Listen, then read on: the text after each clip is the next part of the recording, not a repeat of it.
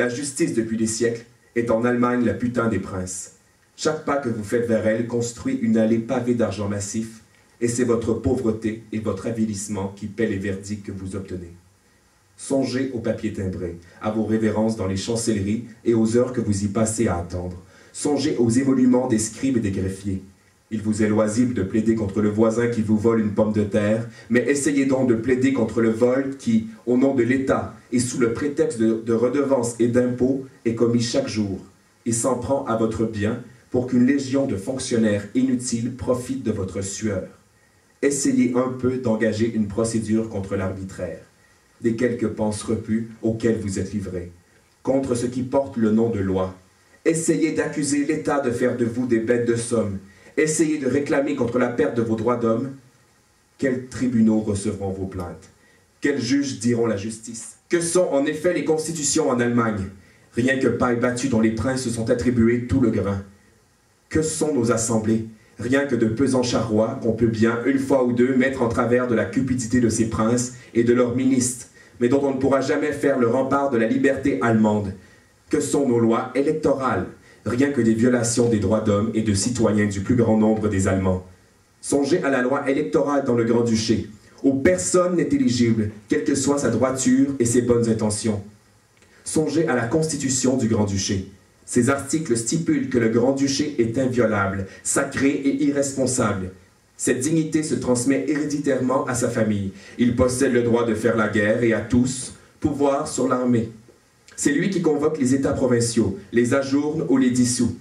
Les États n'ont pas le droit de proposer des lois, ils sont obligés de prier qu'on les promulgue et de s'en remettre absolument au bon vouloir du prince pour ce qui est de les accorder ou de les refuser. Ce dernier demeure le détenteur d'un pouvoir presque illégitime, à ceci près qu'il ne peut décider de nouvelles lois ou de nouveaux impôts sans l'assentiment des États. Or, pour une part, il ne se préoccupe pas de cet assentiment, et pour l'autre, les anciennes lois, œuvres du pouvoir princier, lui suffisent. Une telle constitution est un grand tracas pour tout homme. Qu'attendre d'États liés à une telle constitution? Qu'attendre même si leurs élus n'étaient ni des traîtres ni des poltrons, et s'ils n'étaient composés que d'amis du peuple bien résolus? Qu'attendre d'États qui n'ont même pas le pouvoir de défendre les misérables oripeaux d'une constitution de misère? La seule résistance qu'ils purent jamais opposer fut de refuser au grand-duc les 2 millions que ce dernier voulait se faire offrir par un peuple criblé de dettes pour payer les siennes propres. Et quand bien même ces États du Grand-Duché jouiraient des droits assez étendus, quand bien même le Grand-Duché et lui seul auraient une vraie constitution, les limites de ce miracle seraient vite atteintes. Les vautours de Vienne et de Berlin auraient au fait d'étendre leurs serres et d'exterminer sans merci cette modeste liberté. C'est tout le peuple allemand qui doit conquérir sa liberté. Et les temps, chers concitoyens, sont proches. Le Seigneur a abandonné notre belle patrie aux mains des pillards étrangers et des écorcheurs allemands, parce que le cœur du peuple allemand avait déchu de la liberté et de l'égalité de ses ancêtres, ainsi que de la crainte du Seigneur, parce que vous aviez livré votre âme à l'idolâtrie d'une théorie de petits nobliaux, de petits ducs et de petits rois marmoussets. À sa famille, Strasbourg, le 5 avril 1833. J'ai reçu aujourd'hui votre lettre qui parle de ce qui s'est passé à Francfort. Mon opinion, la voici. S'il est une chose à notre époque qui puisse être utile, c'est la violence. Nous savons ce que nous pouvons attendre de nos princes. Tout ce qu'ils ont concédé leur a été arraché par la nécessité. Et même les concessions nous ont été jetées comme une grâce mendiée et un misérable jouet d'enfant pour faire oublier à l'éternel Jobard que le peuple, qu'il est emmailloté trop à l'étroit. C'est avec un fusil en fer blanc et un sabre de bois que seul un Allemand a pu avoir le mauvais goût de jouer aux petits soldats. Nos assemblées locales sont une satire contre la saine raison. Nous pouvons continuer à nous promener comme cela pendant encore un siècle, et quand alors nous ferons le compte des résultats, eh bien le peuple n'aura pas cessé de payer les beaux discours de ce représentant, plus cher que cet empereur romain qui fit donner 20 000 florins à son poète de cour pour 2 vers boiteux. On reproche aux jeunes gens de recourir à la violence. Mais ne sommes-nous donc pas dans une situation de violence perpétuelle? Parce que nous sommes nés et que nous avons grandi au cachot, nous nous apercevons plus que nous sommes au fond d'un trou, pieds et poings enchaînés, un bâillon enfoncé dans la bouche. Qu'appelez-vous donc ordre légal? Une loi qui fait de la grande masse des citoyens au bétail à corvée, pour satisfaire les besoins contre une nature d'une minorité infime et corrompue.